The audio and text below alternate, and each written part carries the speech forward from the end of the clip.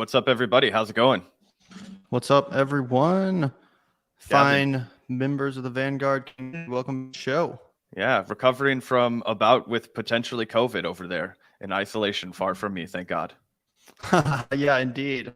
Might have COVID, 100% sure. I've been feeling a little bit under the weather over the last couple of days. Had a pretty nasty sore throat and totally nauseous yesterday.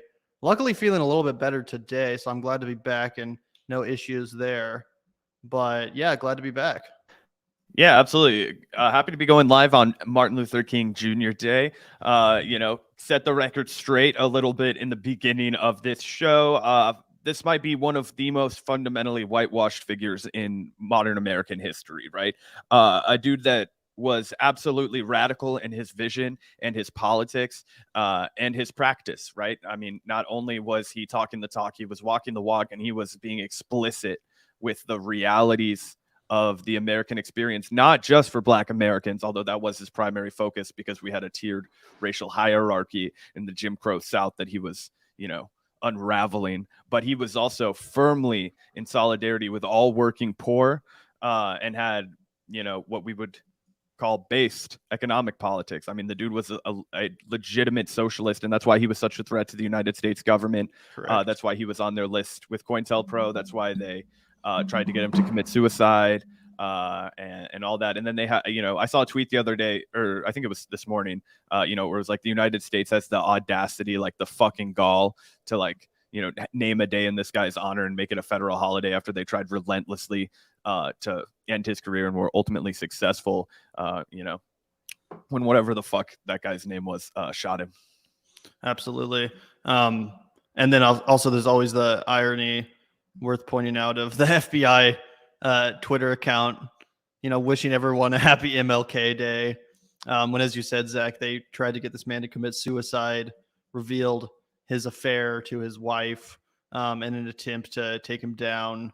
And some people would say ultimately were responsible for his assassination. So that's always pretty funny to see the fucking FBI saying happy MLK Day. Anyway, I did want to play quickly one of my favorite MLK clips just to honor the man's legacy. And again, as a reminder of the very radical and socialist anti-capitalist politics he actually stood for, but is not often remembered for, unfortunately. So let's take a quick listen here before we get into the rest of our show for today. I think the other thing that we must see at this time is that many of the people who supported us in Selma, in Birmingham, were really outraged about the extremist behavior toward Negroes. But they were not at that moment, and they are not now, committed to genuine equality for Negroes. It's much easier to integrate a lunch counter than it is to guarantee an annual income, for instance, to get rid of poverty for Negroes and all poor people. It's much easier to integrate a bus than it is to make genuine integration a reality and quality education a reality in our schools. It's much easier to integrate even a public park than it is to get rid of slums. And I think we are in a new era, a new phase of the struggle, where we have moved from a struggle for decency, which characterized our struggle for 10 or 12 years, to a struggle for genuine equality. And this is where we're getting the resistance, because there was never any intention to go this far. People were reacting to Bull Connor and to Jim Clark rather than acting in good faith for the realization of genuine equality. Based. Yeah, remarkable. I mean, obviously, it's kind of like, what can you say about Martin Luther King that hasn't already been right. said before? But so remarkably prescient, right? For him to, I mean, at the time, like he's 100% aware, right? He knows that the goal for these people, the politicians of the time that he's kind of referencing, it's not to actually create equality for people. It's to you know, kind of get the protesters off their back. Like they give them an inch, you know, remove the veneer of absolute prejudice, right? Like, okay, you can sit wherever you want on the bus. Like, you know, you can drink from the same water fountain, but it's never about transforming the economic system. Right. And the fact that he was out here in broad daylight in front of massive amounts of people sharing these ideas, talking about eliminating poverty. Like, you guys think Andrew Yang invented UBI? Like, what was Martin Luther King just talking about right there? He said giving everybody a universal income to eliminate poverty. Bam. This is back in that's probably from the 50s, Gavin, late 50s, early, something like that. Way ahead of its time, way before that was being talked about in, you know, liberal chin strokey kind of circles. It was just it was a natural solution for the problems that, you know, MLK was seeing at the time. So just this guy was so ahead of the curve, and he gets undermined and undersold all the time to be less than he was, more sanitized than he was. That's because the corporations and the United States government were so fucking afraid of this guy. The capitalist elite were so fucking shit scared of Martin Luther King that they couldn't do away with his image. They had to tailor his image to be a much more diluted, much less radical, much more, you know, suited to their needs in his legacy, right? And it's criminal, because that's absolutely not who he was. Of course, he was a beautiful person. Of course, he was a leader of tremendous proportions, right? Led thousands of people on marches. Shit, we can't even comprehend today. We don't we don't have anybody that's gonna go outside and lead thousands of people on a march, you know, to Selma, Alabama. Like, you know what I mean? We just don't have that. We don't have somebody that can have the draw. I mean, how many people were doing the Montgomery bus boycotts? I mean, you know, the lunch counter sit-ins, all these things that he was responsible for. We don't have somebody with that amount of pull outside of politics, right? Somebody to just say, I'm doing this because this is what my community needs. I mean, yeah. Yeah, it's truly a shame that we never seemingly have any leaders in the modern era that can match that sort of moral clarity, ability to lead, eloquence, etc. Not just obviously Martin Luther King, but some of the other great civil rights activists of the time. And as Brian points out, thanks so much for the $4.99, Brian. Brian points out that MLK called the U.S. the greatest purveyor of violence in the world. That's too radical for even many so-called leftists today.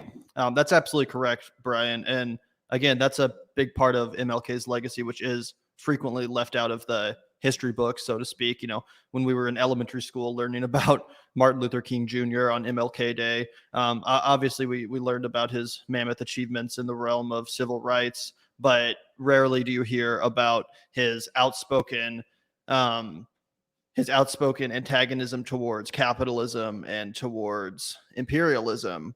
And a lot of people have pointed out that after he accomplished what he was looking to with the civil rights movement, and was kind of trying to segue into taking on capitalism in general, into helping all working class and poor people, regardless of their race, uplifting the poor in America, that's when he was assassinated. So again, you know, not to get too conspiratorial, but given his relationship with the FBI and given the FBI's relentless antagonism of Martin Luther King Jr., it's not that far of a reach to suggest that, you know, something might have happened.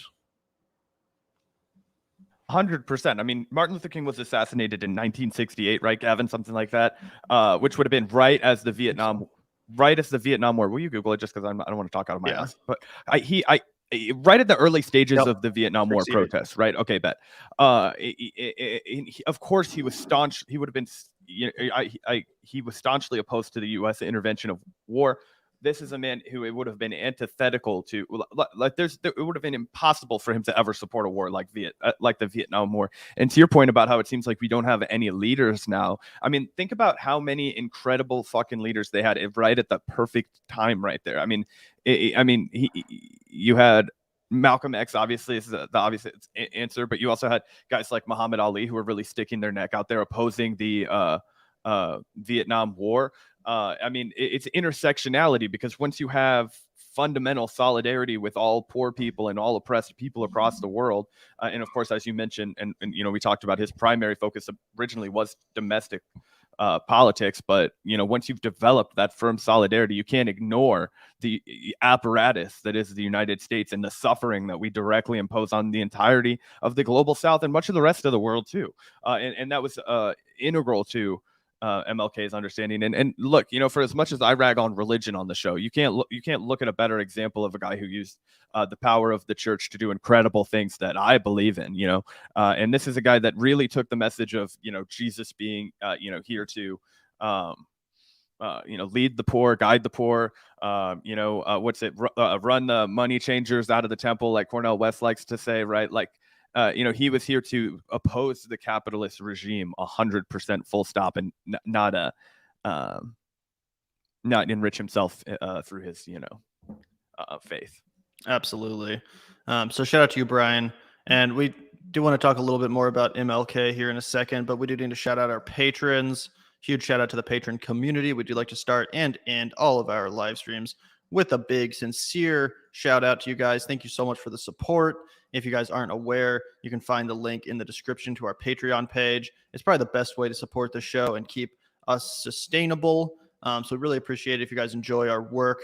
To hit up that link in the description, patreon.com/the Vanguard channel. Help us out. Throw us $5 a month. It really, really helps. Obviously, we understand that everyone's not able to contribute financially. That's more than okay. All we ask is that you hit that like button before we get started with today's main topics. If everyone watching could hit that like button, that would be really appreciated as well. But yeah, huge shout out to the patrons. Thank you guys so much for keeping the show alive and making what we do possible. Yeah, shout out to all of you guys. You're all comrades in our heart. And yeah, we're super excited for today's stream. Obviously, it's always a good time to reflect on the radical history of the American resistance of the left, and who a better pillar than MLK. Absolutely. Happy MLK Day, T-Guard. Glad I caught your live show. Thanks so much, Christina. We're glad that you caught it too. Yeah, thanks so much. Yeah, thank you so much, Christina. Really, really appreciate that. As always, love seeing you in the chat, and happy MLK Day to you as well, and everyone listening. And again, one more piece of MLK related news that we did want to quickly address. This one's pretty funny, if I do say so myself, and I'm excited to get your opinion. And this one, Zach, this new MLK statue has proven to be quite controversial in Boston. The Embrace honors Dr. Martin Luther King Jr.'s legacy. Bronze sculpture by artist Hank Willis Thomas symbolizes the hug Dr. King and Coretta Scott King shared after Dr. King won the Nobel Peace Prize. And here's one angle of the statue, which led many people, myself included, to say, what the fuck were they thinking? And now, you guys, I like modern art. I'm not one of these people that's out here that says, modern art is silly and too abstract to be taken seriously. I usually really appreciate the modern art styles, but I honestly don't know what the fuck they were thinking when it came to this statue. And it's this is the photo that it's based on. So I don't really know how they got from this to this, which many people have said looks quite phallic. I think it looks like a turd in someone's hand. What's your opinion on this statue, Zach? I don't understand it. It's odd. It's like, so the way that I've figured out is like best I understand is it's like one person going like this and then another arm going like this. So it's like you've got your two hands like this and they're both kind of like but it's hard to look at it and say that's a good statue. Like that just seems like I don't get it, right? I mean, I don't know. It's hard for me to like blast an artist and be like, oh, fuck this person, this was their creative expression or whatever, It's not hard for me to blast another artist. I'm kidding. But I don't get it. If it went over my head, if there's something to say there right now, I think that there's a lot more powerful statements that you could make with a statue about Martin Luther King Jr. in the year 2023. But yeah. And here's a story in the New York Post about how apparently some of Coretta Scott King's family is also pretty unamused about this. Even some kin of Coretta Scott King hate the new $10 million sculpture just dedicated to her. and her iconic civil rights leader husband in Boston, with a cousin claiming it looks like a penis. So that's not just my words. That's a cousin of Coretta Scott King. The massive bronze piece features 2 sets of arms holding each other, an artistic interpretation of the classic photo of Coretta and MLK hugging. The mainstream media was reporting on it like it was beautiful because they were told they had to say that. Seneca Scott, Coretta's cousin, told the Post by phone Sunday, referring to the new artwork on the Boston Common. But when it came out, a little boy pointed out, "That's a penis." And everyone was like, "Yo, that's a big old dong, man," said the 43-year-old Oakland resident. If you had showed that statue to anyone in the hood, they'd have been like, "No, absolutely not." So I do think that's fair to point out. This is kind of like an artifact of like elite white culture masquerading as a tribute to MLK and to black culture in general, when again, in reality, this in no way resembles MLK. In no way does it evoke anything having to do with civil rights. It looks like someone holding a penis or a turd, and I truly don't understand what the artist was thinking. And I get it. Like I said, I like modern art. And the recently erected MLK statue or memorial in Washington, D.C., I'm not a huge fan of either. I'll show you guys. Actually, this was in the FBI tweet that I just threw up here. This one. This is in D.C. And I wasn't a big fan of this either. I went to see it in person when I was in D.C. 4 or so years ago. And I thought it was kind of unoriginal, uncreative. I'm just like, all right, like that's the best you got. It's just a statue of MLK, whatever. It's not bad, but it's just like kind of unoriginal. Like I said, not very memorable. So I'm okay with a different interpretation. I like modern art. I like a different approach to a memorial or a monument. Like, for example, the iconic Washington Memorial in DC. It's not just a statue of George Washington. It's a big pillar, but it's become very iconic because of its design and its architectural uniqueness and all that stuff. But again, there's just no defending this. What the fuck is going on? What does this have to do with anything? This looks terrible. How did this make it through quality control? It's just such a missed opportunity, which you alluded to, right? Like you can make such a powerful statement if you wanted to, such a reinforcement of the fact that we have not achieved the goals set out by this man, a reminder of how radical he was, of how his politics transcended his own circumstances. And, that 100 years on, he'll likely be unquestionably the biggest, figure in, social justice history writ large, like in this country, right? I mean, it's absolutely insane, but it's just not a good statue. It doesn't evoke any emotion, and it's blasé, it's forgettable. It just looks like it would be in the middle of like a garden at like a tech I don't know company. if it's forgettable. I mean, you're gonna. I would walk right by it and not think. I would. I think if I walked by it and nobody had made a big deal about it, and I would just look at it and I'd be like, "LOL." Like I would just keep walking, kind of like that statue that's all hidden by brush in the West Bottoms. And you're just like, "What the fuck is that?" And then you just keep walking. Like that's my reaction to this. When in reality, like you could have done something, And I looked up this guy's work. Like it's not like he's only produced bad art. Like I'm sure he's probably an interesting guy, but this was not the move. Oh, sure. 100%. I mean, shout out to him for trying something original or unique. But this was certainly a swing and a miss, in my opinion. I guess not much else to say about that, but happy MLK Day, everyone. Sorry, Dr. King, that's how you're going to be remembered, I guess. I don't think it's how he'll be remembered. I think, unfortunately, everybody will move on. Or not, unfortunately or unfortunately, people will forget. Well, yeah, obviously that's not actually how he's going to be remembered, but memorialized in this specific instance. And shout out to you, Adi the Bug Catcher. As a Bostonian, I'm embarrassed. Yeah, that's pretty funny, man. Shout out to you, Adi. Really appreciate you for tuning in today and for the super chat. And yeah, where is this in Boston? Is it like is a super, well-populated area? Or is it just like out in the middle of nowhere? I'm not sure. Let us know, Adi, if you know.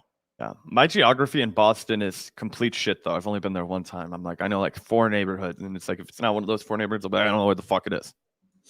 Yeah. Yeah. Anyway, let us know, Adi. Really appreciate you tuning in today.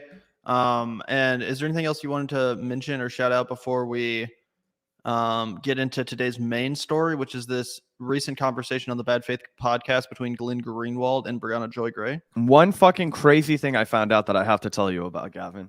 Did you know that I have good reason to suspect that James Gandolfini, aka Tony Soprano, was like a based comrade, like an actual like hardcore lefty? And I found that out, and I was like, no fucking shit.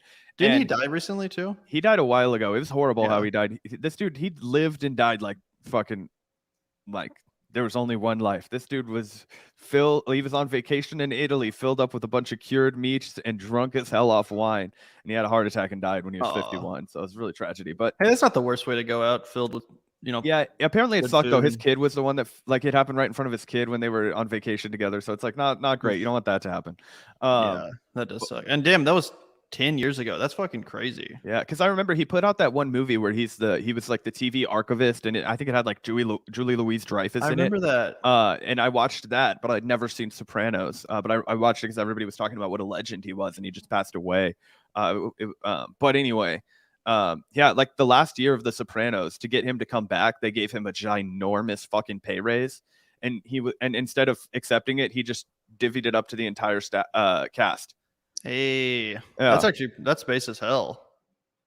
Hell yeah. Did you finish the last season yet? Not yet. I have like 7 more episodes, so no spoilers in chat, guys. But don't worry, you'll hear about it well, I won't be able to tell you guys anything really because I need Gavin to watch it so I can talk to him about it. But anyway, Zach's like the only. I haven't even seen The Sopranos, and I know the ending of The Sopranos. The other day, I was scrolling Twitter and I saw someone, posting about the last episode of Sopranos. I was like, bro, you got to mute the word Sopranos on Twitter ASAP, or else you're gonna have that shit spoiled.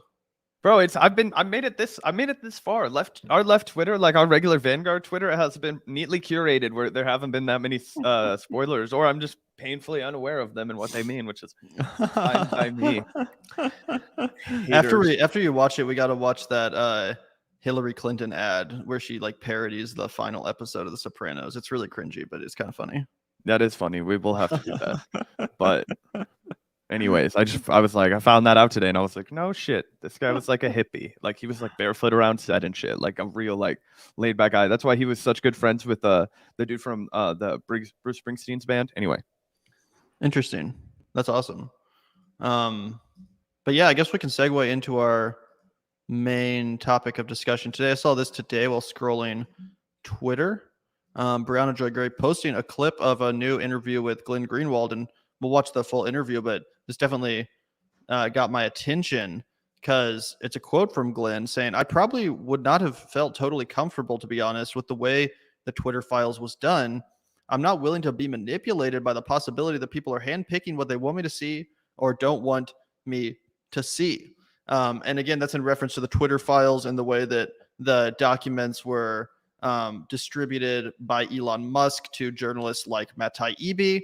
And I was definitely a little bit surprised to see that because usually Glenn and Matt are pretty close and they, don't have much disagreement. And I was surprised to see Glenn Greenwald kind of calling out the journalistic integrity or lack thereof involved in the release of this information and of the Twitter files journalism in general. So again, I was definitely surprised to see that, and I'm excited to listen to this whole interview to get some more context. yeah, absolutely. I woke up this morning and I also saw a few of the clips. I don't think it was this one. The first one I saw, it was slightly different, but I was like, oh shit, Glenn was on Bad Faith. Press play. And in this conversation, I feel like I didn't finish the whole thing yet because I knew we were going to react to a lot of it on the show. But from what I did hear, it was a very interesting flow. Yeah, definitely a very interesting conversation. I watched the first part of it, but I'm excited to break it down with you and get your opinion as well, Chat. Definitely an interesting conversation. And I've had mixed feelings about the whole Twitter files thing. At this point, I think it's definitely run its course. And now when I see Matt Taibbi dropping like Twitter files part 500, I'm just like, sigh, like yawn, who gives a shit? Let's move on.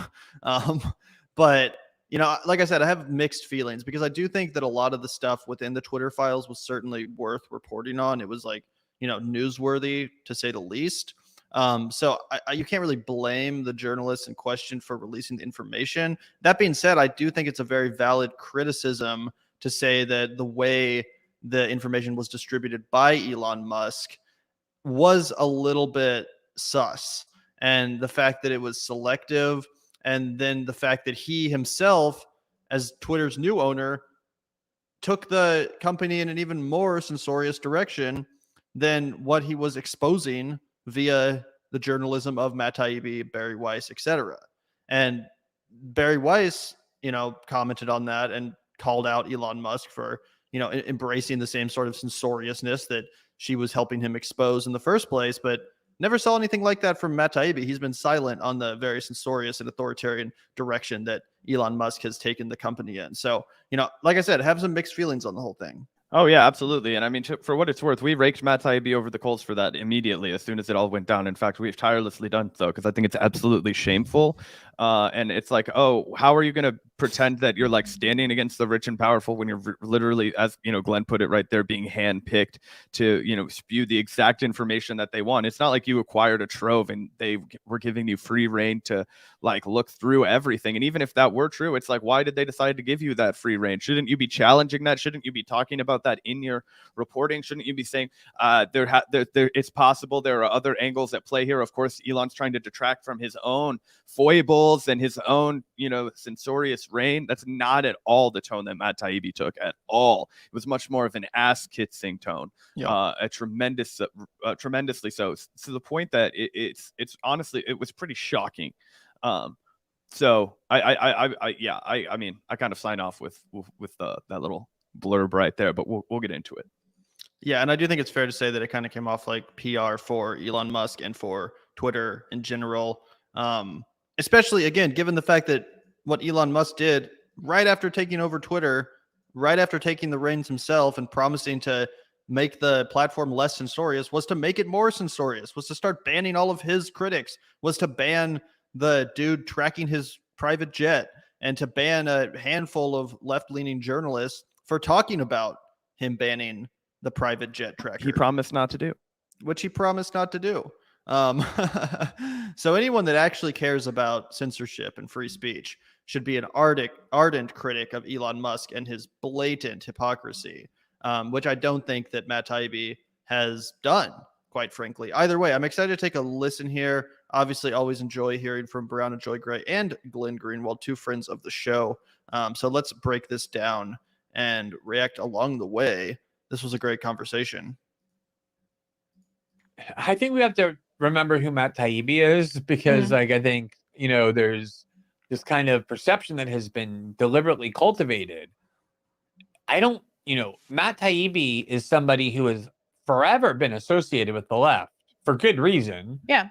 And, some of this ideological scrambling has happened to the point that even though you were the press secretary for the most viable left-wing presidential candidate, in the last century, I would say, or at least the last several decades, people question whether you're an actual leftist as well. Of course. So a lot of this kind of, questioning has gone on. But, Matt is somebody who, he has a kind of feature on his Substack called Meet the Censored, where he gives a platform to, people that week who have been kicked off YouTube unjustly because of their political views, or who have been banned from Twitter. And he goes out of his way to make sure that it's ideologically diverse, to avoid the narrative that it's only conservatives who are being censored. He not only understands that leftists get censored, but he is engaged actively in efforts to demonstrate that, including to the part of his audience that's conservative, because Matt comes from the left. And I will say that, I think that I'm one of the people who has been most vocal in my criticisms of big tech censorship. And I just did a part of my show, I think a week ago, where I made the point for the 100th time that the way to understand online censorship is not left versus right. It's not conservatives who are being censored from the internet.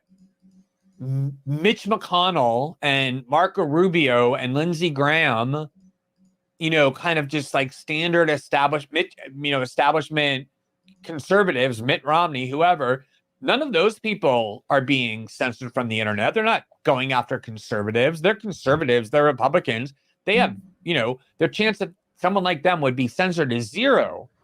The people who are being censored are anti-establishment voices on both the left and the right. And the thing I always, let me just say, because the very first reporting I ever did, Brie, on big tech censorship was in 2016 when I got this list, this communication between Facebook and the Israeli government. And it turned out that every month, the Israelis submit to Facebook a list of Palestinian journalists and media outlets and activists that they claim are inciting terrorism, by which we all know the Israeli government means by inciting terrorism, criticizing the Israeli occupation. And in 95% of the cases, Facebook obeys the Israeli requests to censor. The people who have been among the most censored in the West are critics of Israel and activists for the Palestinian cause. Right. So, I mean, to the extent that you're saying that you wish there had been journalists more sympathetic to that perspective and were willing to look more into it, for me, one of the main people who has been most even-handed in his censorship critique is Matt Taibbi. No, I agree with that, Glenn. But I think, but let me just, because I think the reality though is that once Donald Trump was elected, and especially as the re-election campaign was approaching, and with Russiagate, and then especially with January 6th, it did become the case that the establishment in Washington, establishment neoliberal power centers in the West, began to regard right-wing populism as the biggest threat. And that's why the sitting president of the United States, who was censored, was a conservative, was Donald Trump. One of the most extraordinary acts of censorship. The censorship that they did before the election was censorship of reporting that reflected negatively not on Donald Trump, but on Joe Biden through the New York Post.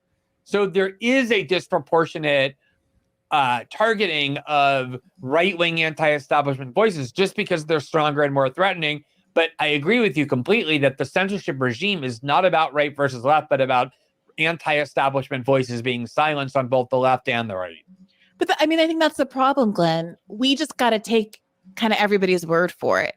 And it's not about, certainly not about Matt Taibbi's ideological biases or anything like that. But given the volume of this archive and given the limited number of people that are in it and involved, people are doing targeted searches that are determined by what their interest is, right? So if you are, I will completely admit, if it were me with all my biases and my interests, I would be running search terms that are probably farther back than other people, because I'm still very curious about what happened in 2016 and 2020 around Bernie, as opposed to focusing around, the last two, the just the 2020 like period and the end of the Trump era, and dissidents and conservatives and all that, right? There's nothing wrong there. I have no critique of people who want to focus on the COVID misinformation. It's obvious, to your point, why COVID misinformation and some of these more conservative leaning issues would be of interest right now. But that doesn't mean that I still don't have an interest in understanding what my long-term censorship interests, problems with Twitter has been.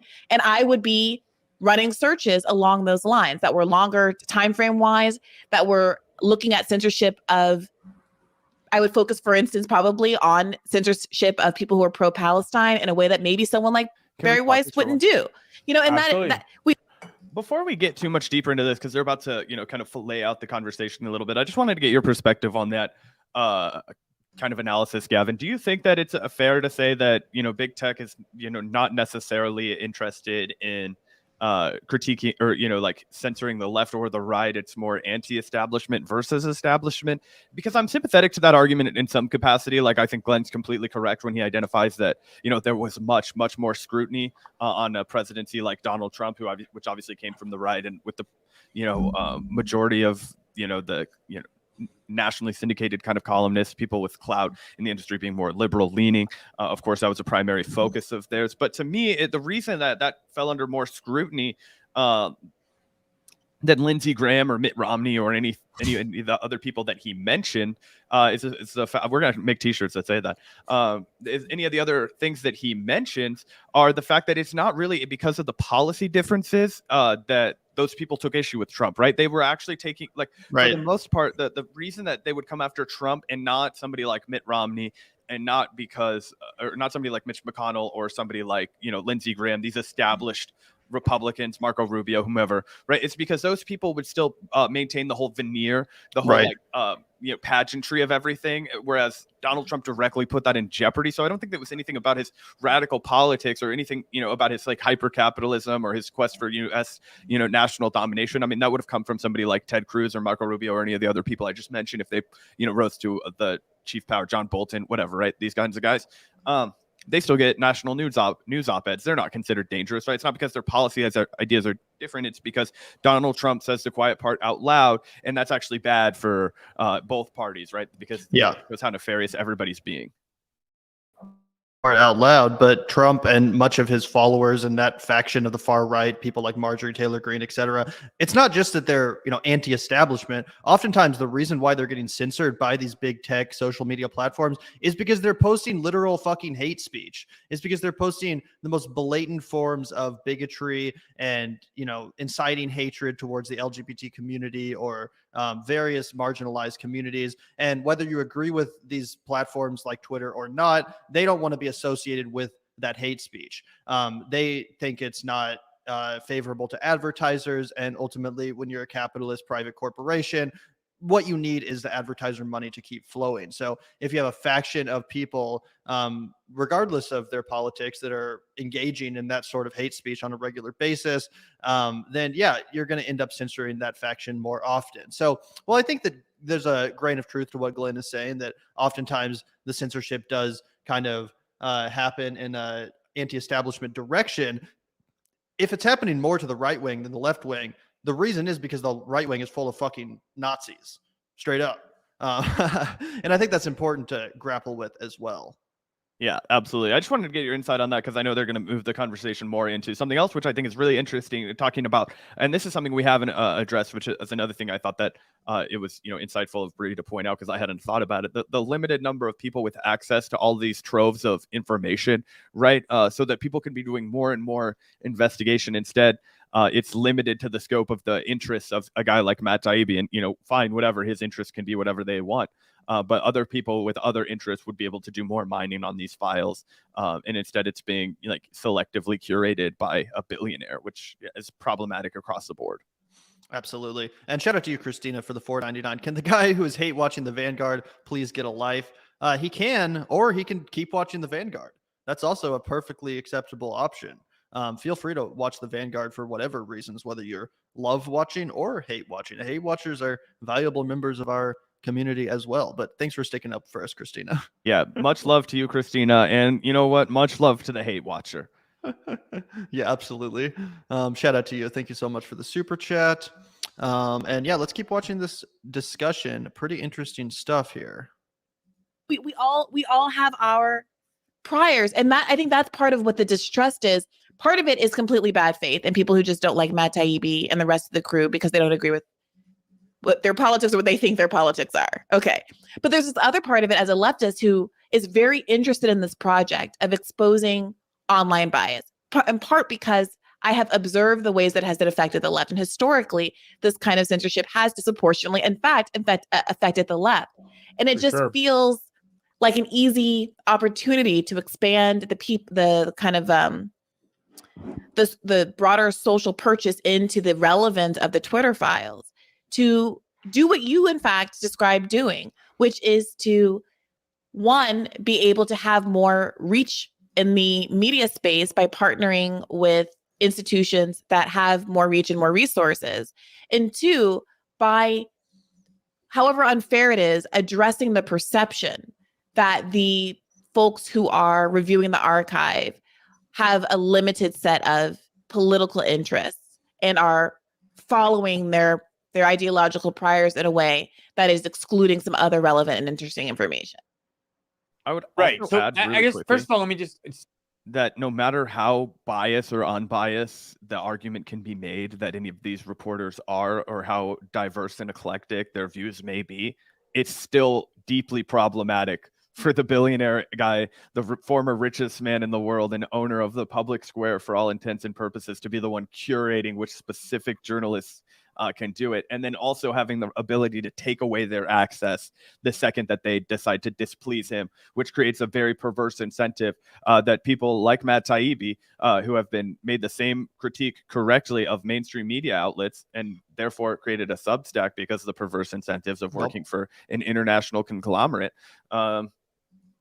It should be obvious. Yeah. And I will say, we talked about this at the time. I don't have a lot of respect for Bari Weiss, but I did really respect the fact that despite her publishing part of the Twitter files, she came out just a few days later to condemn Elon Musk's own spree of censorship, which occurred just days after her publishing of that information. And, I thought that was quite embarrassing for all the journalists involved with the release of the Twitter files, Matt Taibbi, Bari Weiss, etc. And to my knowledge, she was the only one that came out here and said, hey, what you're doing now, Elon, is the exact same thing that we just exposed, because ostensibly we disagree with these policies of censorship. Again, Matt Taibbi never put out a statement on that, despite the fact that journalists from all sorts of publications, I remember Matt Bender, was one of them, but there's also some more mainstream well-known journalists that are kind of on the liberal left that got banned by Elon Musk for reporting on his banning of the Jet Tracker account, as well as Ken Klippenstein basically being shadow banned. If you look up Ken Klippenstein on Twitter now, it's like really hard to find him because of his very critical reporting on Elon Musk and Tesla. So yeah, I mean, it's just completely hypocritical to kind of do PR for this guy, act like, oh, the previous regime at Twitter was so censorious. And now things are better because Elon Musk is in charge. When in reality, they're just as bad, if not maybe even worse, because now it's just the authoritarian iron fist of the world's richest man, deciding which of his critics get to stay on the platform and which don't, which gets shadow banned and which don't. It's completely ridiculous. Yes, regardless of the substance, because of the way that it's, coming out, it just comes off as like a shiny object distraction. Yeah, absolutely correct. Are following their ideological priors in a way that is excluding some other relevant and interesting information. Right. So I guess, first of all, let me just say that the critique you're voicing is a much more reasonable one than I think was the dominant critique from media corporations. I think for sure they just hated Matt Taibbi. Yeah. Well, I'm not even sure it's so much they hated Matt Taibbi. Like I said, I think part of it is they're angry when independent journalists get stories. But I also think we have to remember that the censorship regime that this reporting was designed to expose is a regime that most of these media corporations support. In fact, they agitate for it. Their one critique of the big tech censorship regime is that they don't censor enough. That's the formal position of the Democratic Party as well. So I think they were angry that the target of this reporting was something that they support. Just like there was a lot of anger when we were doing the NSA reporting, because there are a lot of people in Washington who support what the NSA was doing. They were angry we were exposing something that they support. So I think it's very important to distinguish your reasonable critiques from what became the dominant critique from the media. That's the first thing. The second thing is, again, the critique that you're voicing, reasonable though it may be, is applicable to almost every single story that we ever hear about. Every single form of reporting that we hear about, your critique applies to. The CIA goes to CNN. The Pentagon goes to the New York Times. They choose the reporters they know are going to report the story in the way that they want because they're choosing the reporters who are ideologized. And again, that's true. But that's also worthy of criticism. We criticize that kind of journalism, and so does Matt Taibbi. I think, Matt Taibbi is over and over and over and over again criticized that kind of reporting. In fact, there was a clip of him on Joe Rogan going around from about a year ago where he criticized exactly that sort of journalism. He says, when you start getting handed things, by powerful people and institutions as a reporter, you fucked up.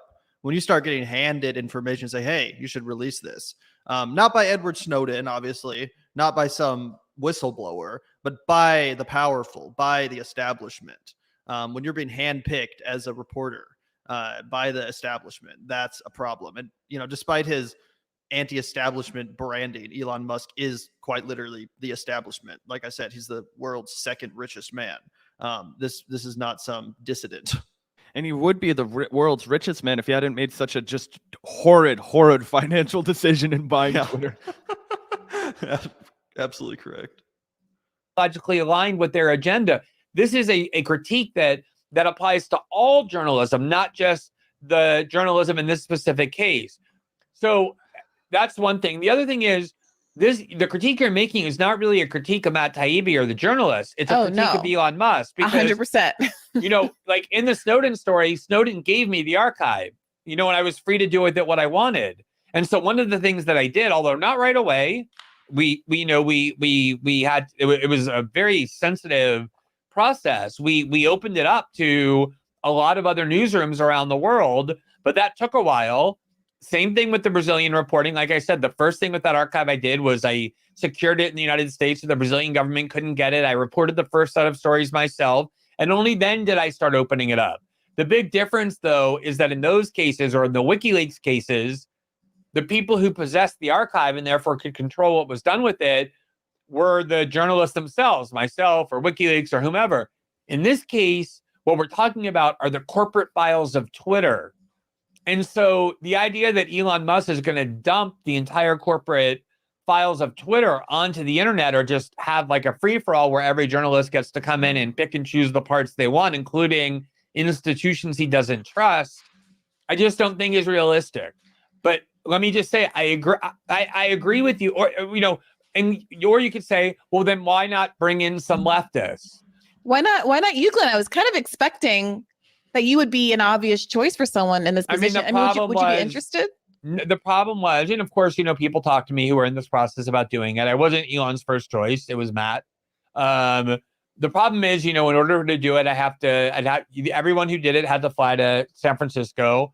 And just because of my husband's, health situation, I would never leave the country with David, and still in ICU, and with my kids needing support. So for personal reasons, I wouldn't have done it.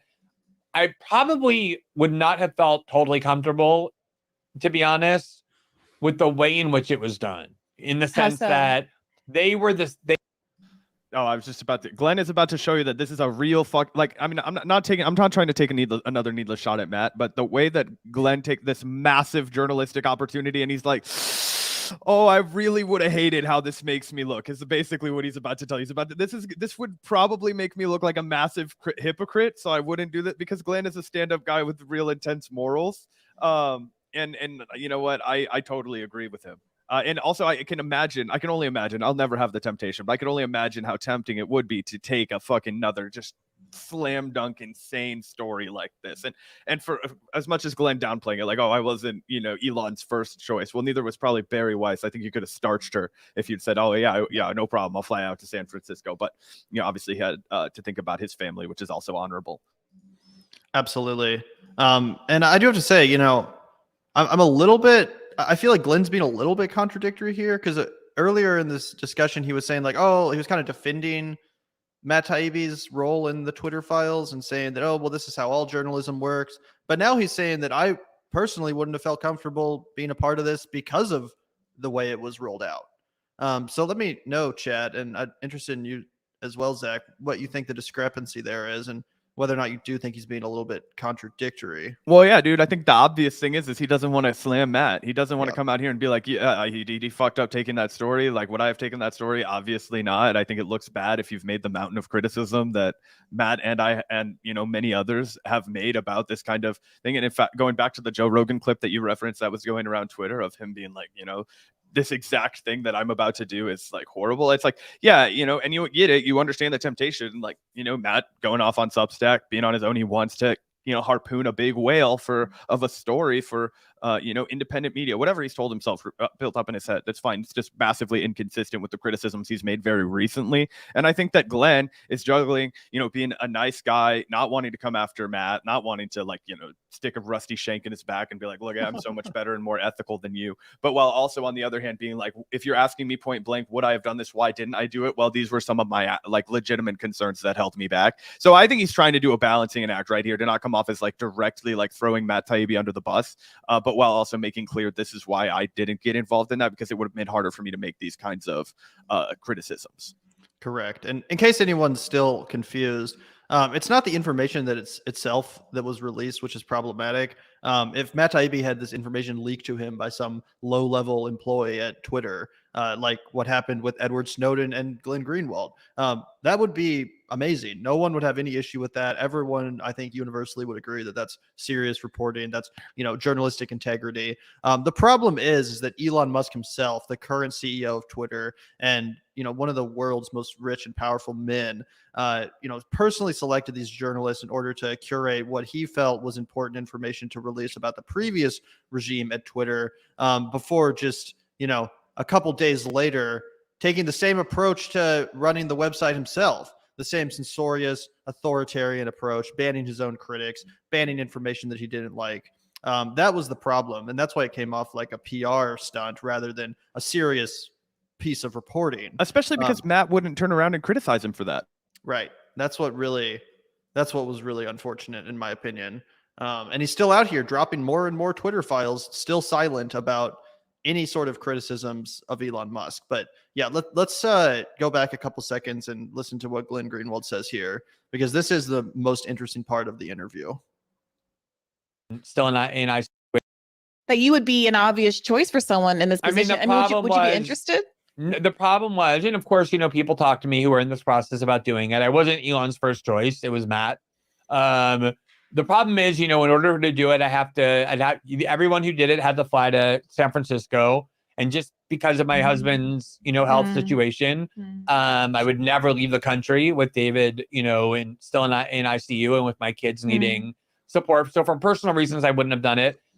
I probably would not have felt totally comfortable, to be honest, with the way in which it was done, in the sense that they were the guardians of the information, and the only information that you end up getting is information they decide to give you. And I'm not willing to kind of be manipulated by the possibility that people are handpicking what they want me to see or don't want me to see, because that can end up causing me or putting me in the position where I'm unwittingly serving as a spokesperson for an agenda that is not mine. Glenn, isn't that kind of a big deal? Isn't that kind of a significant critique? And I think probably one of the only good faith critiques that's come down about everybody, including people whose journalism I respect so much, like Matt Taibbi, is that if you aren't able to have direct access to the primary documents, if you are, to your point, being served up some kind of sliver. I mean, I've seen Matt asked in like a call-in situation, what about censorship of the left? And he said, well, I just haven't seen very much of that. And maybe that's true. Maybe Twitter just had not that much interest in censoring the left. Fine. But when you are only getting a piece of the pie, it puts someone who is a good faith actor like Matt Taibbi in the position of making a representation, like Twitter wasn't that focused on censoring the left, that he might not be able to realistically speak to truthfully because he only has a piece of the picture. Right. All he can say is, I didn't see it. And the reason he maybe didn't see it is because he wasn't shown it. So I guess, again, first of all, let me just say that there were no real left-wing journalists brought in, although a framework that doesn't count Matt Taibbi and Lee Fang as Freudian slip, LOL. Yeah. So I just want to add that when Glenn laid out that criticism of why he wouldn't do it right there, go back and play our clip when we first talk about this. That is almost verbatim the exact criticism that we fillet Matt Taibbi for, because it's so fucking unacceptable to just allow yourself, especially after he's made all of these criticisms, for him to just kind of allow himself to be played like that, because that's the real problem. Is it's like, of course he hasn't seen any of the shit that was censorious of the left. Elon still wants to pretend that doesn't exist, and that the right wing and these new thinkers and chin strokers and the intellectual dark web were the real victims. Okay, that's what he wants you to see. What else is there? You don't fucking know. You've just been an unironic useful idiot. Jesus Christ. That's what it feels like. Yeah, absolutely. And before we watch some more of this, I did want to quickly play that clip that I mentioned earlier of Matt Taibbi on Joe Rogan. Spoon-fed, right? And like I think that's true with comics, with any kind of journalist. Like once you start getting handed things, then you've lost. You know what I mean? They have you at that point, and you got to get out of that habit. It's like, or you can't cross that line. You can't cross that line. Spoon-fed, right? And Yeah, Damning. Just so damning, considering where he would end up less than a year, or maybe a little over a year from this Joe Rogan appearance. And we're not trying to be too hard on Matt Taibbi. The guy's done some amazing work. One of the first things that Zach and I ever did on this channel was a book club where we read and analyzed Hate Inc., which I still think stands up as a phenomenal media critique. Matt Taibbi is definitely someone who I have a lot of respect for and who has done undeniably amazing journalism over the years. I don't think it's fair to just straight up call him a right winger or a conservative. I mean, I think if you go policy by policy, he probably does support a lot of the same kind of policies that Zach and I support and that the movement we're a part of support. So, some people do have an unnuanced opinion of Matt based on some of his cringier takes as of late and some of his undeniable pandering to the right wing. And we don't want to just paint with a broad brush here and say that everyone we disagree with is a right winger or whatever. But I do think there's some very valid criticisms of his journalism as of late, and specifically the Twitter files. And I think the fact that someone like Glenn Greenwald, who's not only ideologically aligned with Matt Taibbi, but literally the guy's friend, I think that's pretty telling. Yeah, and not only that, I mean, I completely sign off on everything you said. I mean, we fangirled the fuck the one time that Matt Taibbi acknowledged that we existed, right? Like, we did. And it was like we were like tongue-in-cheek about it, and I think he was kind of making fun of us by reacting to us on the podcast, but then we were like so stoked that I think he felt bad about it a little bit. And anyway, I don't know if you've seen any of our content. Think he was making fun of us, because he even put us in his Substack. Remember, where he spoke quite positively about us. That's true. Maybe. Who knows? Anyway, long story short, what I was going to say is we were big fans of his work. I still am. I've read more than half a dozen of his books. And I would say that he's written some of the best short, observational pieces on American politics since the turn of the millennium. I mean, I swear to God, and here's the thing, if you read a piece like Bush Like Me, okay, this is a throwback, guys, because it was a Bush era commentary. But if you've never read that piece by Matt Taibbi, I legitimately think it's one of the pieces that stands out to me as like it changed the way I ever wanted to like write. And I don't do writing, but professionally, but it's massively inspirational. And I think that the way that he humanized those people that were the volunteers that were working on the Bush campaign, and how he really understood why they were able to kind of dupe themselves into thinking that Bush was one of them, like a working class Joe, in a sense that it also happened with Donald Trump. And I think a lot of times the parallels between those two things don't get discussed enough. Like the people who were primed and ready from the Bush era would to see an aristocrat as like a working class Joe. And I remember, one of the things that made sense to me about George Bush was when we were talking to Ty, and he was like, the one time I met him, he was like, "Hey champ," grabs him and whatever, and he's like, "Do you think you can take the old man?" Just really good at cosplaying as like a working class Joe.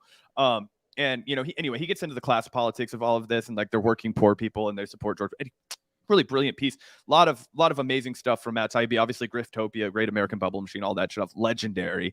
And part of what's the thorn in my side about all this is I would just be fucking shitting my pants to get to read some of Matt Taibbi's commentary on like FTX and what's going on with Sam banking fraud and all those other fuckers. Because he would be so well informed and so honest and articulate and engaging and all these kinds of things, and instead he's just like, yeah, the fucking corporate powers that be did some shady shit. And I'm like, yeah, they did. They kept us from getting the information that they didn't want us to get, just like they're keeping you from getting the information that they don't want you to get. Like, do you see how this is like hard for me to care about? Absolutely, 100%. And we'd love to have Matt Taibbi on at any point and talk about some of the criticisms we have of his recent work, and have a thoughtful and respectful discussion. Not that that's going to happen, but I'm just saying we'd be happy to say these kind of criticisms to his face. And he has acknowledged our existence before, as you said, Zach. We were really grateful for that at the time when they reacted to us on Useful Idiots and all that stuff. So it's not like we're just coming out of this from a place of spite or trying to shit all over Matt Taibbi, someone that Zach and I both have respected so much in the past and continue to this day to respect. So anyway, shout out to you, John. Really appreciate the super chat as always, John McKinney. Which cringeworthy comic book movie scene would you rather watch? Choose wisely. Elektra and Matt Murdock fighting in the theme park.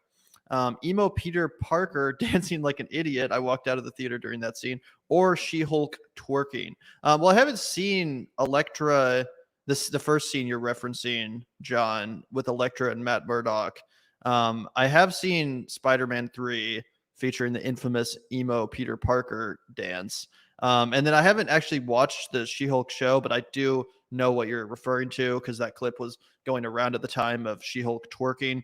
And I would definitely say emo Peter Parker.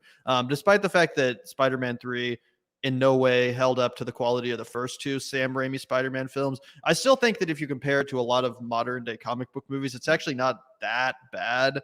It's one of those sequels that has such a terrible reputation, but then you watch the movie itself and you're like, oh, it's bad, but it's not like that bad. You know what I'm saying? So I would go with emo Peter Parker. In fact, that's almost become kind of a cult classic for that reason.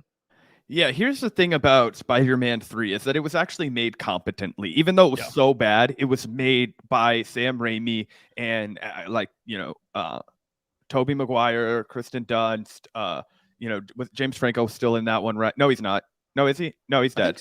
No, he's alive. Anyway, competent actors are in that movie, right? Like Topher Grace, say what you will about him, he's at least like kind of a professional. And they was miscast as Venom, but for sure. But he's not like an unwatchable actor, right? And you just walk in and you're like, oh wow, this is what happens when they actually shot things on set. They actually did costuming. They would go to an apartment in New York City and then shoot in the apartment. And sure, it was too big and it wasn't like affordable for their characters, but it like still added a level of like realness to it. Instead, everything's on a green screen. So I'll take anything that's not on a green screen, basically, regardless of how cringe it is. It's kind of like how, and I don't know what it is. Maybe it's like just, I don't know. I've always been more of like a practical effects or like anything that's actually shot and really done. Even if it looks less convincing, like I'm still more interested in it just because it's actually there. You know what I mean? Organic. If it looks like it's like I just played too many video games when I was a kid. Like if it just looks like a video game character, it's hard for me to be afraid of it. But like I could still watch something like Jurassic Park, or you could still watch something like Jaws and just be horrified because you're like they know they have to play on it a little bit more. They can't just show it to you. It's like, no, when you're like watch Jaws and then go for a swim in the ocean, you can't fucking do it. Like you can't fucking do it, dude. I remember I was on vacation one time and I like literally could not let myself get into the water because you just get that shit in the back of your mind. You're like, oh no, it's coming. Like, that's real visceral. Where you don't get that with the CGI type shit. I've never felt that way about like another movie. You know what I mean? Yeah, and obviously Spider-Man 3 does have a lot of CGI. Don't get us wrong, but yeah, it looks a lot more organic than what we see these days. And like I would much rather watch Sam Raimi's Spider-Man 3 than the most recent of the Tom Holland movies, No Way Home, or was it Far From Home? Whichever the most recent was, where they also brought back... he made the Doctor Strange movie that was apparently not good. Oh yeah, I heard about that. But anyway, not a fan of the newer Spider-Man movies. I thought the last one was one of the most overhyped films ever made. Finally, I'm luckily seeing some backlash to that film. Finally, I go on Twitter these days and I see people roasting it, which I'm like, thank you for catching up. Because when that movie came out, No Way Home, or was it? I can't remember if it was Far From Home or No Way Home, but the one where all three Spider-Men were in it. I thought it was so overrated. I hated that film. It was such trash. But luckily, it seems like people are catching up to that and realizing it actually wasn't very good. But anyway, shout out to you, John McKinney. Always appreciate your super chats, man. Yeah, it was terrible. It was one of the worst movies of the year. I totally understand the thrill and appeal behind a movie like Top Gun Maverick, but when the Spider-Man movie was dominating shit, I was like, you guys are on drugs. This is terrible. Yeah, well, Top Gun Maverick's, again, another instance where it was a lot of practical effects. Like they were actually in the planes shooting that stuff. They easily could have used green screens. Any other production would have used green screens and digital effects to pull that off. But Tom Cruise was like, nope, everyone's getting in a real fucking plane and we're going to put a camera in the cockpit and you're going into the fucking skies, which is why that movie was so well received. I haven't actually seen it myself yet, but I've heard a lot of people. Sound mixing is so good and loud. Like you feel that shit. I mean, I didn't even get to see it in theaters. I just had my like fucking Audio Technicas on, but the mixing that you can get, like, oh my God, it was crazy. Yeah. Yeah. Anyway, a little bit off topic, but shout out Also, to you, yeah, John. we're I'm not kidding. fucking idiots. We know Top Gun was a propaganda film. It still slaps. You know how many genius pieces of cinema are propaganda? Yeah, Casablanca. Anyway, let's keep watching this. Definitely a good conversation, like I said. Leftist is one that I don't fully trust, but like it is true that people who are say like, and the reason he maybe didn't see it is because he wasn't shown it. So I guess like, you know, again, first of all, let me just say that there were no real left-wing journalists brought in, although like a framework that doesn't count Matt Taibbi and Li Feng as leftist is one that I don't fully trust, but like it is true that Glenn. people who are say like a real left. What was that? Oh, I said that's a lie. Glenn trusts us, and I would challenge that left wing framework. But we can talk about that next time he's on. I was just making a joke. And also, it's not so much the political persuasions of the journalists in question, people like Matt Taibbi and Barry Weiss and so on and so forth. It's more about their positioning towards Elon Musk himself. Like, yeah, you could say Matt Taibbi is on the left, but I think Elon Musk chose him because he knew that he was going to play along and he was going to do that PR for him versus a guy like Ken Klippenstein, who's been an ardent critic of Elon Musk. There's no way he was going to let Ken get his hands on that information and release it, which I think is pretty telling. Oh, 100%. And by the way, like I would totally concede that Matt Taibbi's like, you know, predominantly like opposed and has a long career of challenging like corporate interests and of standing in opposition to this. So I can, if I'm trying to, you know, empathize with the guy, I feel like I can maybe understand why he thinks he's like the best guy for this job. It's just that anyone in this situation is putting out content that I am skeptical of because I think it's untrustworthy because again, it's kind of like anybody that works for Washington Post, right? Like, I mean, you don't trust them. Their paycheck is basically signed by the world's richest man again. You know what I mean? It's like you can't trust that shit. And now it's like you're single-handedly being fed files from the second richest man in the world, you know, one tragic business decision away from the number one slot. Like, I mean, come on.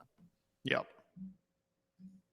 Leftists were not brought in, but notice as well that there were no real like MAGA journalists or far-right journalists. They didn't invite Breitbart in or, you know, Charlie Kirk in. I mean, I think Elon's vision of politics is a little bit simplistic. He thinks he's supposed to avoid the far left and the far right, and the people in the middle are the ones you trust. And to him, the middle is Barry Weiss, Matt Taibbi, Michael Schellenberger, these kind of people.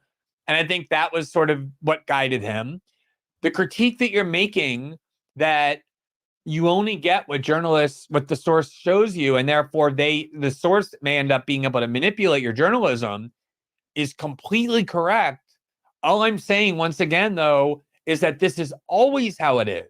Always how it is. How did the New York Times know when Daniel Ellsberg brought them the Pentagon Papers that there weren't chapters of those papers that he saw but left out because it contradicted the narrative that he wanted the New York Times to advance, which was that the U.S. government was lying to the American people about their view that they could win in Vietnam. You of course, you don't know that. But at the end of the day, the question is what you have in your hands on its own something that you trust to tell part of the story in a way that's helpful? And what Matt had in his hand was clear evidence that the FBI and the CIA and Homeland Security were intervening in the decision-making processes of Twitter and influencing the decision-making about who should and shouldn't be censored. Whatever else was going on in Twitter, that in itself is a huge story that you're going to report, even if there's other documents you think that you're not seeing. Can we pause I think that's true and legitimate. I think the concern that people. My pushback right there would be because he brings up Daniel Ellsberg, right? I would have a little bit of a different understanding of the Daniel Ellsberg and the Pentagon Papers if somehow Howard Hughes, like the richest man, or whoever the fuck was the richest man in the world at that time, somebody around there, a Howard Hughes type of a guy. Oh yeah, no questions asked. You know, he's got access to these things and he's feeding it to Daniel Ellsberg. Like, right? Wouldn't that add a layer of skepticism? That's like, what else does this guy know? What's in on it? And wouldn't it be very skeptical if Daniel Ellsberg then turned around and refused to comment on like why this other guy might have wanted him to have this information and like what, you know, political motivations Howard Hughes could have possibly had, even if I were to agree with those political motivations, as obviously the things that were exposed by the Pentagon's papers, I deeply wanted to be exposed. So this would be like flipped on its head from the Twitter files, which I mostly thought was like a like an eye roll, like of course this is happening, like water is wet kind of a deal. You know what I mean? Like if the Pentagon papers, if Daniel Ellsberg had gotten them from the world's richest man, like we'd have been correctly like at least a little more there would have been a little more scrutiny as to like why that had happened. 100% correct. And again, this is Glenn Greenwald kind of trying to conflate whistleblowers with Elon Musk. Like Daniel Ellsberg was a whistleblower. He worked in the Pentagon, but he was not the Pentagon itself. Just like how Edward Snowden worked for the NSA, but it's not like the NSA itself gave Glenn Greenwald that information. Again, and Daniel Ellsberg was literally a whistleblower. That's why he was charged with the Espionage Act. Obviously those charges were dismissed, luckily. But there is a difference between some low-level worker at an institution like Edward Snowden, like Daniel Ellsberg, and literally Elon Musk, CEO of Twitter, giving the files over. I mean, kind of like you said, if it had been just an anonymous Twitter employee that had, Right. given, it would have been a very different story. And then it would have been like, okay, yeah, Matt, like I get this is happening, but it wouldn't have been like such a strange blow to his like journalistic credibility and like what he had declared his own values to be. Correct. People have, and the concern I should speak for myself that I have, is that the less explicit implications of the Twitter files are kind of beyond any of our actual knowledge. So reporting on, the suppression of various journalists or just medical professionals who were tweeting inconvenient facts about COVID, that is a thing that happened and is worth reporting on. The reporting on the relationship between the FBI and the pressure that they put on Twitter to take down certain or to frankly obscure the extent to which all of these accounts, this is Lee's reporting, were in fact fake government accounts that were speaking in Arabic and making it seem like everybody in various countries around the world just loved regime change. That's a fact that's worth reporting about. But this broader implication that I think has really taken so much of the right-leaning parts of the country by storm, that there is a big media conspiracy to target the right, not as you put it, to target anti-establishment forces, which I think is right and true, but to target the right in particular. And that as a consequence, people should entrench themselves in the right and defend the right, which people confuse. It is as a kind of political entity that it is inclusive of establishment actors, because I think those lines aren't being finely enough drawn. That is my concern. The implication that the left and other establishment people on different that are not right leaning are completely wiped out of this narrative. It is a concern for me. And it's, I think, doubly a concern. I mean, I think it's no accident that Lee's reporting stood out for me, because he was using his own search terms. Like he was providing search terms, searches were being run and they were being delivered to him.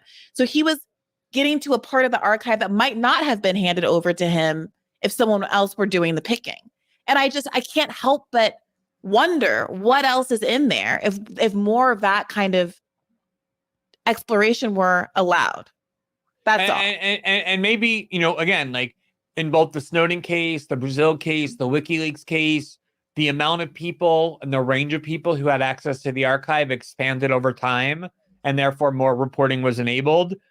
And I hope that will happen here. The one thing I would hasten to add, however, is that I would, take issue a little bit with the notion that the big takeaway from the Twitter files became that conservatives were being systemically censored by big tech. Of course, conservatives believe that. I think there's evidence that it's true in the limited way I talked about earlier. But I don't think...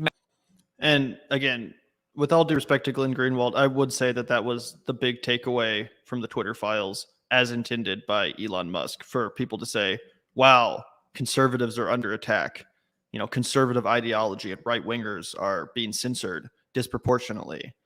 They are the victims of the big tech media. Yeah, I mean, unfortunately so, right? And it's hard to dispute that, right? Because it's like, well, why isn't he letting us go? Why isn't he like, I don't know.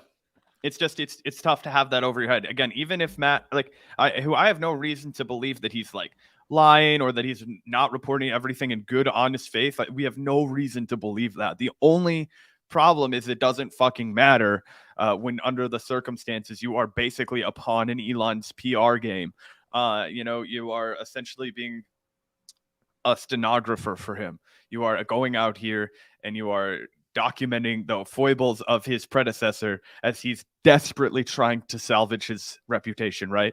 And you are also not turning around and saying, wow, damn, shucks, it looks like a lot of those same flaws were still going around right now. It looks like that train is still chugging along, Elon, because he doesn't want to lose his gig with the Twitter files. And I'm sure it's massive for his Substack. And he knows he'll be given the boot if he challenges Elon and makes him look like a fucking idiot. And that's why, even somebody like Barry Weiss, who I have been so critical of, who I have almost no respect for, as far as, her reporting goes and her hard takes on, Israel, Palestine, and all kinds of shit, right? And she smeared Tulsi Gabbard even in a way that I thought was like fucking uncalled for, right? So all kinds of deals.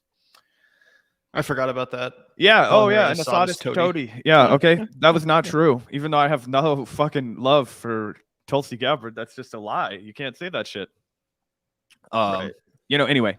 So at least she was like, no, I'm not doing this. I'm not playing this game. I'm not just being your fucking tool. I'm not just being your fucking pawn. Anyway. Yeah. And again, if you remember the Barry Weiss drop, where she talked about the secret blacklists and the shadow bans. All the people she talked about being shadow banned were right wingers. There was no one that was exposed as having been shadow banned or blacklisted that was on the left. It was all people that were on the right, like Dan Bongino, for example, who apparently was slapped with a secret or a search blacklist. And then she talks about Charlie Kirk being, flagged as do not amplify. And then going on to talk about libs of TikTok, right here. Nowhere in this thread is there any mention or discussion of anyone on the left being shadow banned or blacklisted, even though you and I and everyone watching knows that there are many people on that list that are leftists, that are anti-establishment leftists. But again, the only people that Barry Weiss, Matt Taibbi, and Elon Musk decided to expose as being on that list were libs of TikTok, Dan Bongino, Charlie Kirk, the such, which again kind of is in contradiction to what Glenn just said about how, the point of the Twitter files was not just to make it look like conservatives were the victims here. That was clearly the point, in my opinion. I would do anything for 5 minutes on a side-by-side with me and Dan Bongino to talk about the police. I would do anything in the world for that. He's such a fucking idiot. I hate that guy. And he gets so triggered, bro. He would lose his mind. He goes fucking nuts. I love it. It Wasn't he reminds me like of an when we got FBI this- agent or some shit? He was a cop. I know that. Fucking pig. And it would remind me a lot. We need to have a pig guy on because we had the cow guy on and that was so fun. Guys, throw back to the Vanguard. We triggered the fuck out of this guy. He was like, he would go on Fox Business and dress up in a cow costume and, or not a cow costume, but like cow print shit, right? It wasn't a full costume. I don't want to slander the man. It was like a fucking like cow print vest. But anyway, very cow energy. And we really got him triggered because he had no responses for us. It was glorious. We need to do more of that because it's so much easier to argue with these like fucking just like standard status quo political people where it's like, oh, you're used to just battling MSM talking points with people. It's like, no, buddy, I'm gonna catch you with your pants down. Yeah, it was this guy, Scott Shalady or whatever. Yeah, that was what a throwback, man. That was so long ago. Shout out to that guy for deciding to come on and talk to us. Agreed. I do have some respect for that. And that was even after we talked mad shit and made fun of him on our show. We released a clip like mocking him based on a Fox News appearance, and he still agreed to come on and like talk to us, which turned into a debate. But yeah, and also I have to say I do respect his aesthetic, man. You know, if you're just gonna go out here and proudly look like a fucking Batman villain or some shit, you got a little bit of respect in my book. Anyway, shout out to you, Audie. Really appreciate the $20. Need to head out early, but a great show as usual. Thank you so much, man. Glad you're enjoying. Yeah, shout out to you, Audie. Always great to see you in the chat, and glad you enjoyed the show. I thought it was a good show today. For that was a great discourse. Prime Vanguard content right there. Has Glenn ever discussed his political views beyond his critique of powerful figures and censorship issues? I'm genuinely curious because IDK. Yeah, look, as far as I know, my understanding of Glenn's self-described politics are, when I read his book, How Would a Patriot Act, which prime Bush era, second term, like 2007-ish, 2005 to 2006, I don't know. Anyway, around that era, he describes himself as a guy that before the Patriot Act, didn't consider himself too far to the right, didn't consider himself too far to the left, thought America was generally on track, but has deep, libertarian values when it comes to, personal freedom and liberty. So civil libertarian, I think, would definitely be a word that Glenn would use to describe much of his politics. Beyond that, I mean, I know that he's, very pro freedom of the press, obviously very pro freedom of speech and anti-corporate censorship. And I mean, we've never really talked about it, but I would be shocked if he put up much of a stink about something like Medicare for all or fucking, universal health care, given the fact that he's like a worldly traveled person and, not nefariously invested in big pharma. Like, I imagine that on those left-wing issues, he would not raise much of a fuss, although I would be really interested if maybe he did disagree with those. We never even really taken the time to ask him about that, just because, I mean, most of the time when we discuss things, we're talking about like things that are more his expertise, like censorship or big tech or, being spied on by our government. Yeah, I mean, he definitely seemed to align himself with like the Bernie Sanders left during the like 2016 to 2020 era. So I think it's fair to say that he supports that kind of politics. He's also an avid vegan and animal rights activist, which is some of my favorite work of his and something we've enjoyed talking to him about on our show when we have had him on. But yeah, he's definitely anti-establishment. As he said, populist, and that manifests in different ways. But thank you, Mason. Really appreciate it. And yeah, I think what Zach said, civil libertarian's a good description. I think he's used that term to describe himself before. But thank you so much for the $5. Really appreciate the super chat. And shout out to you, Lambert, for the $5. The emails released in the Twitter files are real.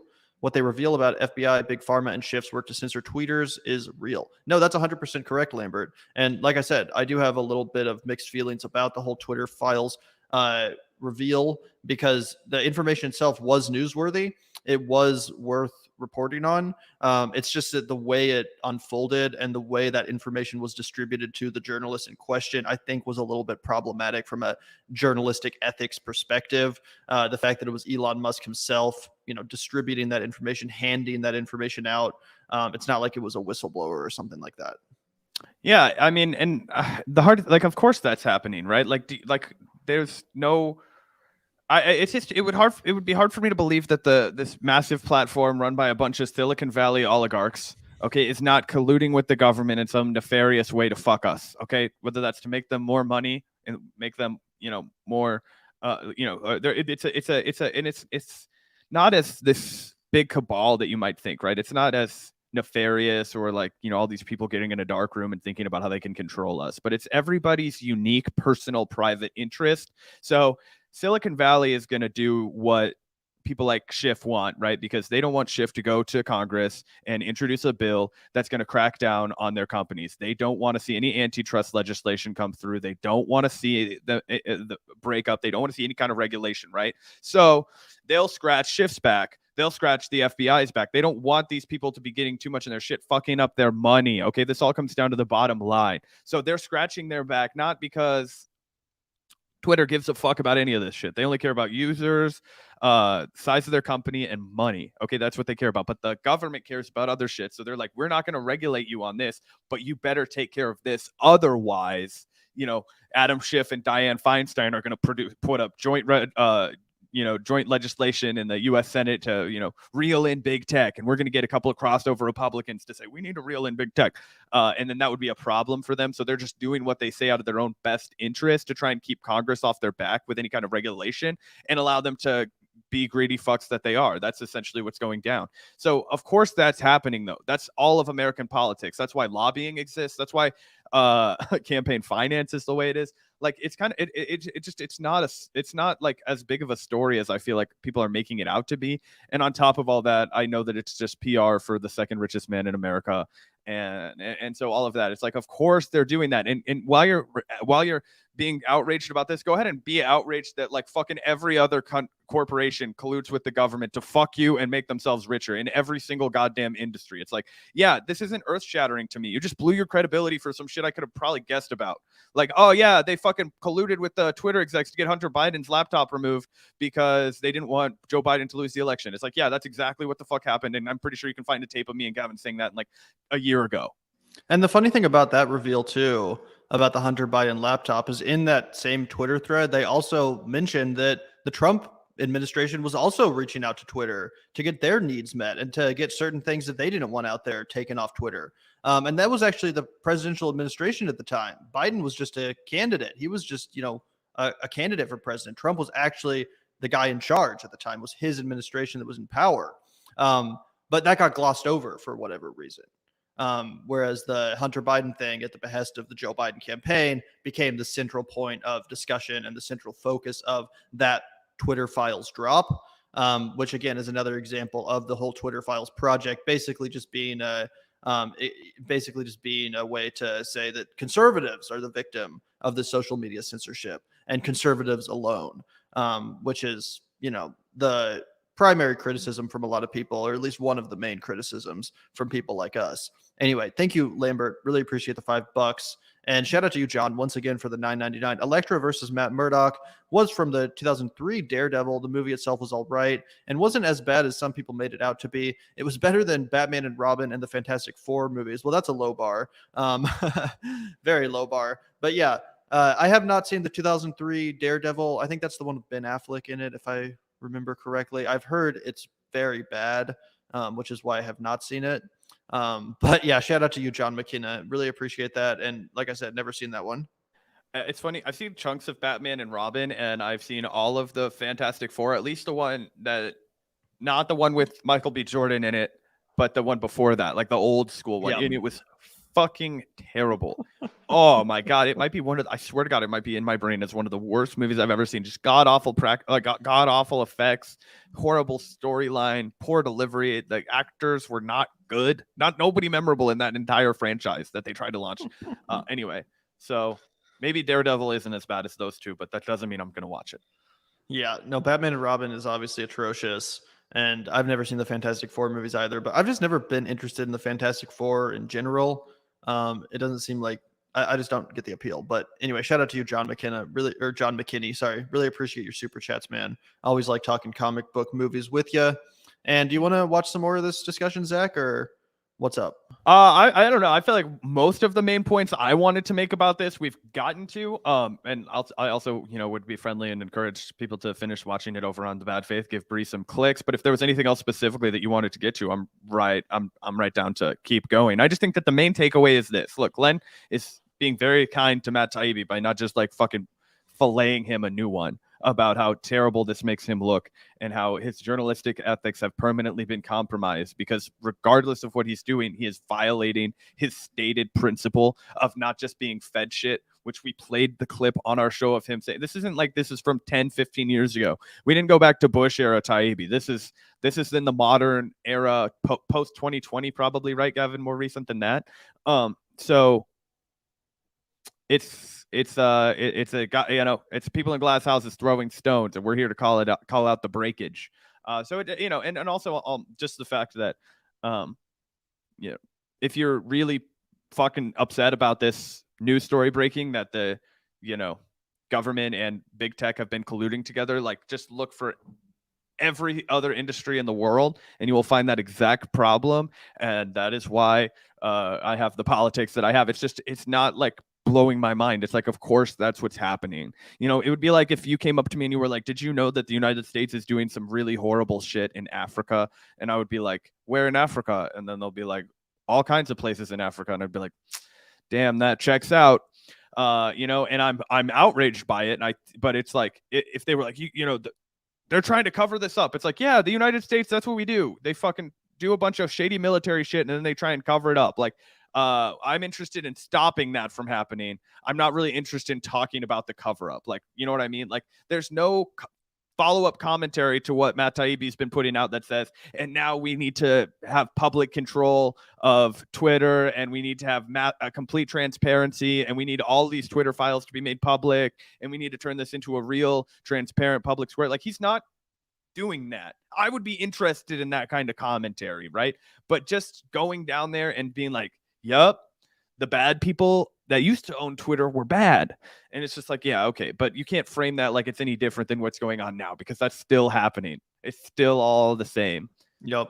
And I think that there would be a little bit more legitimacy to the information if if Elon Musk himself was actually the principled free speech advocate that he pretended to be when he bought Twitter. If Elon Musk had actually come in here and was like, no, we're actually going to run this platform in accordance with the First Amendment. I'm not going to ban my critics, and we are going to take a less authoritarian approach than the previous regime. I think that, it would have been a lot more defensible. But as it is, it does appear that Matt Taibbi and the other Twitter Files journalists were kind of just doing PR for Elon Musk, who then turned around and started replicating the exact sort of censorious techniques and strategies and ideology that the previous regime held, just in his own preferences and banning his own critics. No challenge from Matt Taibbi.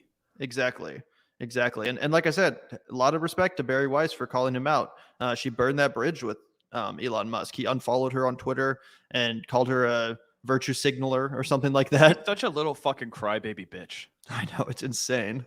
But shout out to you, Christina, for the $4.99. You might have covered this, but the biggest critique of Matt was that he was cherry picking info. Yep, 100%, Christina. Thank you so much for the super chat. And you're right, that is one of the biggest critiques. And that's, kind of the critique that Glenn himself made, saying that he would not have been comfortable, to be honest, with the way the Twitter Files was done, because he's not willing to be manipulated by the possibility that people are handpicking what they want me to see or what they don't want me to see. So yeah, absolutely right. And even Glenn Greenwald kind of alluded to that, Christina.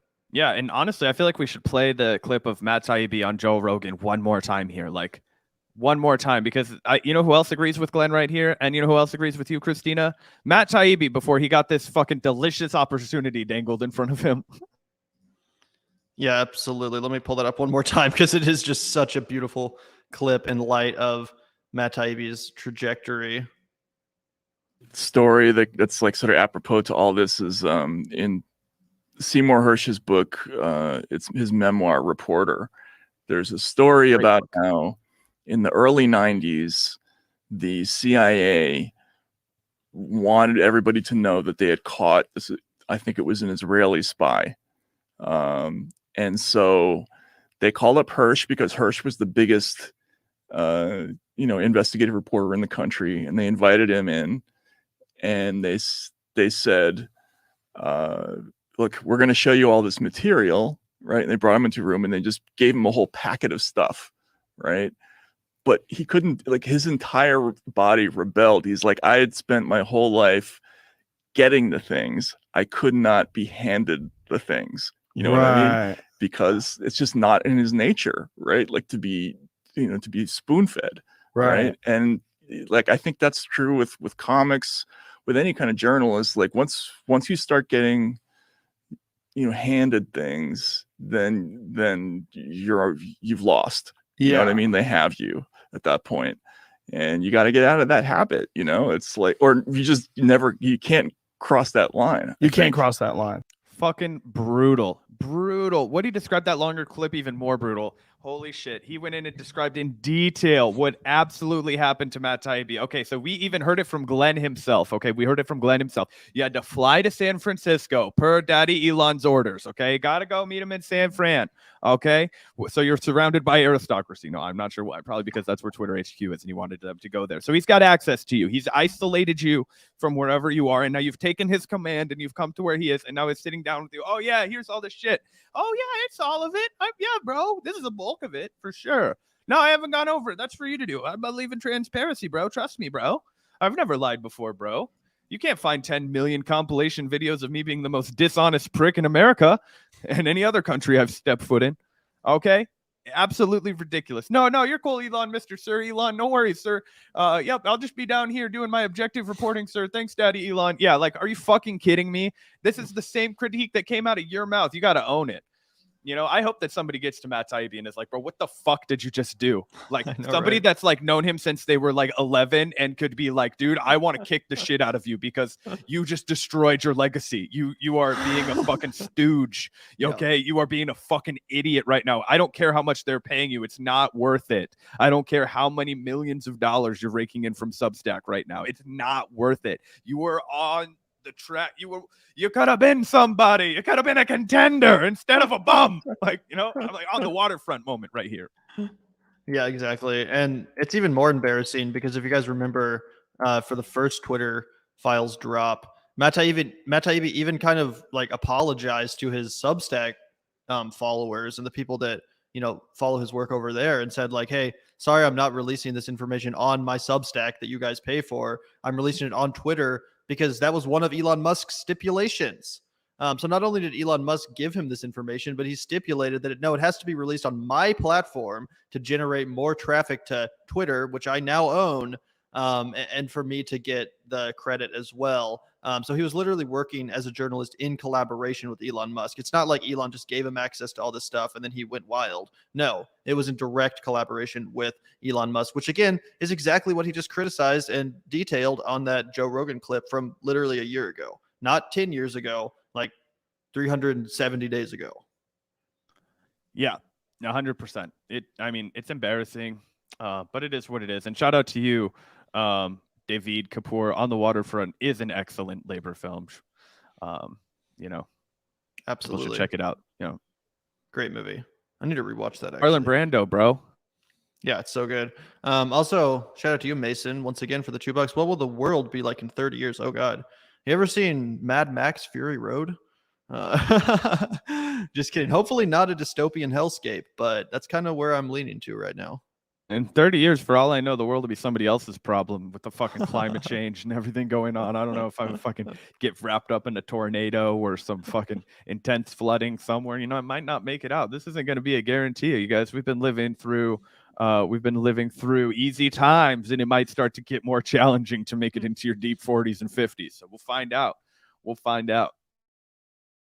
Yeah, it's a good question, Mason. It's a good question. I mean, it depends on which country you're in. Obviously, I think some countries are more equipped to handle what's coming with the climate crisis and with impending economic and societal collapse than others.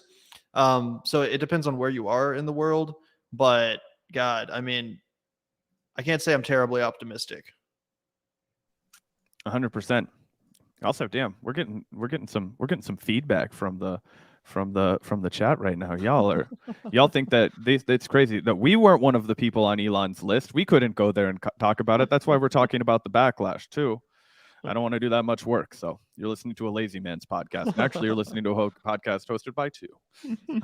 Anyway, shout out to Congress and billionaires are all children. Yeah, they're all petulant fucking little children, and so are they're stooges for the most part because they're all just trying to please, their overseers, right? So you've got, not only do you have the leaders of Silicon Valley, you've also got armies of people that like live to fucking have some sort of paternalistic or, maternalistic relationship where they're like constantly trying to receive the like gratification and affection of their boss. And their boss is just this delusional fucking man-child or girl boss or whoever the fuck is running the ship in these Silicon Valley startups. And then on top of that, you have the same thing going on with Congress, right? All just little children with aides and staffers and people to tend to their every need while they, ponder in their own time the suffering of the American people and whether or not they actually want to do anything about it in between vacations. Absolutely. Yeah. I mean, specifically Elon Musk, right? Specifically Elon Musk. A lot of the other billionaires do a better job of presenting that veneer of maturity and respectability and seriousness. But Elon Musk really just rips that mask right off. And the way he handled Twitter after taking over, I think was just such a glorious illustration of the petty, thin-skinned, and stupid nature of much of the elite class in this country, and the lack of principles entirely. So yeah, shout out to you, Sean. You're 100% correct. Thank you so much for the super chat. Yeah, absolutely. Shout out to you, Sean. And shout out to everybody that tuned in today. I know sometimes it's hard to hear that your favorite billionaire did something bad and it's not a reliable news outlet, but hey, you know what? Sometimes the truth hurts, and we're here to deliver it to you with a smile. So anyway. Also, Michael I definitely have seen On the Waterfront. Admittedly, it's been like probably 6 or 7 years. You're saying that it paints unions as being corrupt and that it's right-wing propaganda. That's not how I remember it. But maybe I need to rewatch the film. Interesting. Yeah, I don't know.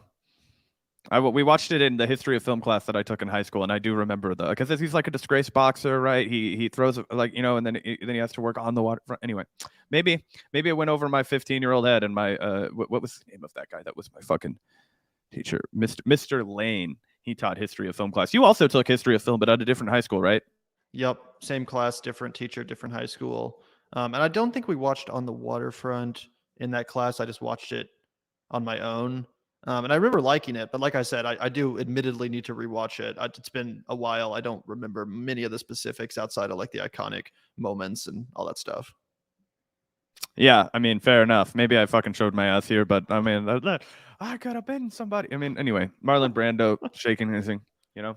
What I haven't seen though, that's the other big Marlon Brando movie. That's not The Godfather, or any of his other like, you know, famous ass performances. Was I've never actually seen Streetcar Named Desire. I had to read the play by Tennessee Williams, but I never watched him do it. I know he's got Stella, but I've never watched it.